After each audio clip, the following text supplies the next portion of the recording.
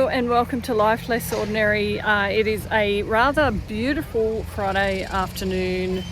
The boys have just gone on their last youth group activity for the year. So they've gone bowling, so Dean's taken them there. So it's just me and the girls. And I just thought it would be quite a pleasant way to spend the next hour at least out here. And what I'm going to be doing is tying up the tomatoes that just to sort of I've sort of been chopping back some of the branches, side branches. So I do prune our tomatoes. So I just need to retrain them back onto here and do some more pruning. The girls just had to chase a chook because it had escaped, but they've come down here to help me as well. So I thought I'd have a chat with you and talk to you about pruning and trellising these tomatoes that are going just slightly wild. Yeah. Oops. So I've cut up some of the twine that I'm using. This time I'm using this sort of twine. Salome is climbing over the back. Oh my goodness. So it looks like all of this is calendula. Now calendula is fantastic for the garden in terms of pollination. But it also self-seeds. So it's one of those plants where you are constantly going to have to try and keep it under control. So what I'm doing here is I'm cutting back any of the side branches. So the side branch here, and this one I call an armpit. Cut those off. If you want to grow more, you take the armpit one. And they've got lots of little hairs on them, and you can actually plant that into the ground or into a seedling pot and regrow or grow another tomato plant from that if you so want to. And I have done that before, but at the moment I actually do have far too many sitting up on my table that still need to be planted out. So I am not going to try and start any of these armpit ones. So as you can see, I've actually cut any of the side ones. I've left the flowering ones, and the aim is to tie to the trellising so that we will grow up and it'll keep growing attached to that. So I've got this one that's veered off here, I've got this one, so I'm cutting off the side ones.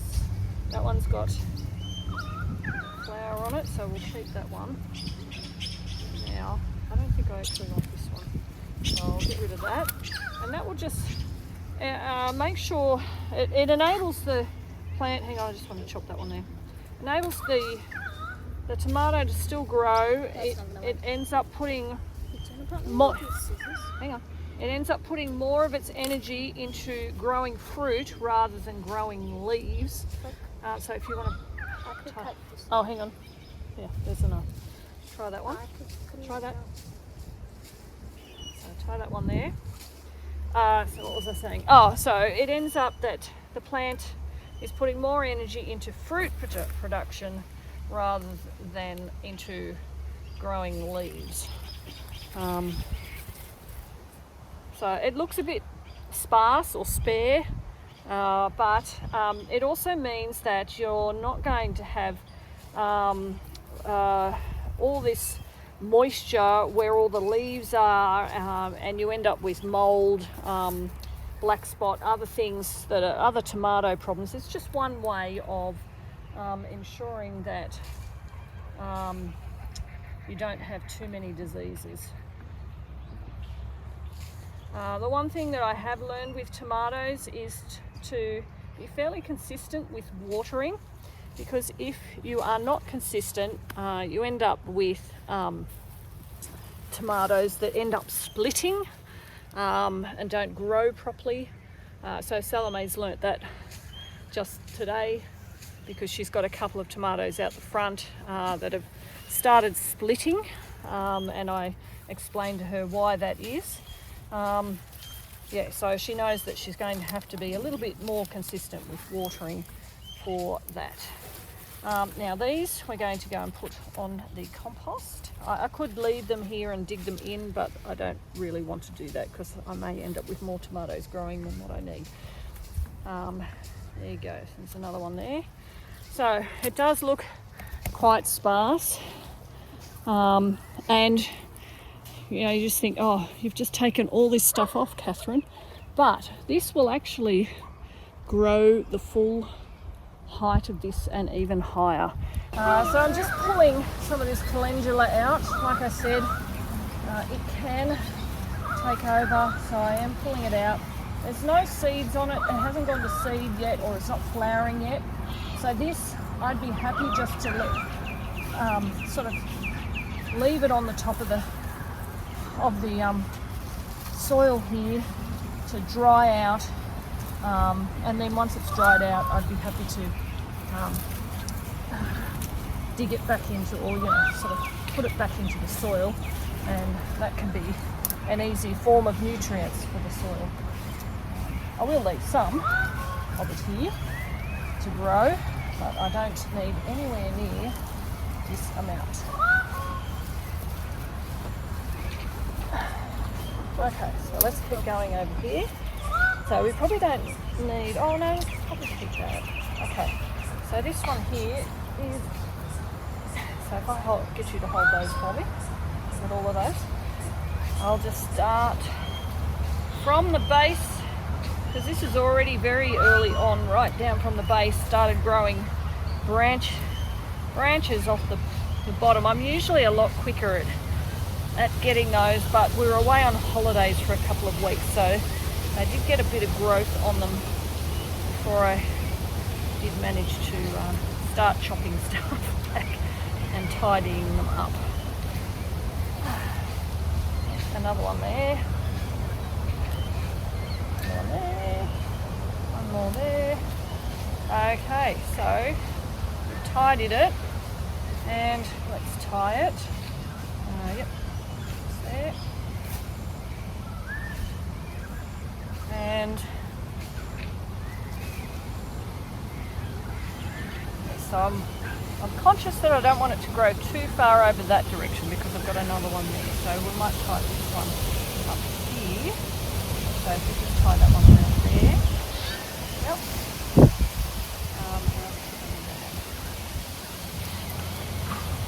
Yep, excellent. And then I'll start trimming this one back. So I'm just leaving the main stem and cutting any off the sides until I get towards the top, and leave maybe 2 or 3 at the top, so that it still has some things, some branches there. Okie dokie. So if you just tie that one, so just that. Oh yeah. Yep. Good. So the problem with not having tied it up earlier, it's the stem is not as straight as it would have been if it had, like some of these other ones on the others are actually quite straight, because I have tied them up. That's not very the best. It's at least they're going up. Okay, so I will tidy these ones up and put them with my composting pile, and then we will move on to other beds. Oh, hang on, there's one down there we haven't done. This one down this end. Have you still got some ties, Salome? Yep. All right. Okay.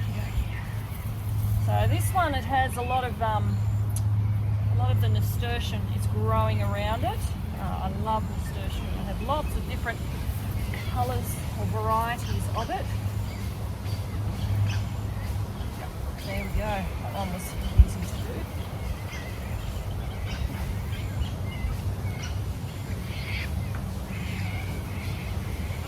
Done. Easy. So these are all cherry tomatoes that I've got in this garden here.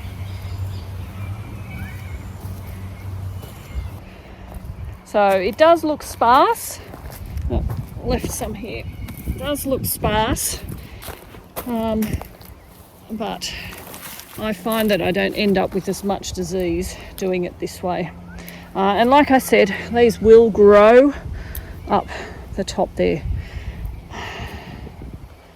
Nice. Anyway, hopefully that's helpful. If you've got any other questions, any more questions about tomatoes, about trellising, I don't pretend to know everything, but these are some of the things that I have found helpful for growing tomatoes. Tomatoes are always nicer when you grow them yourself. So thanks for joining us as we spend this lovely afternoon outside in our life less ordinary.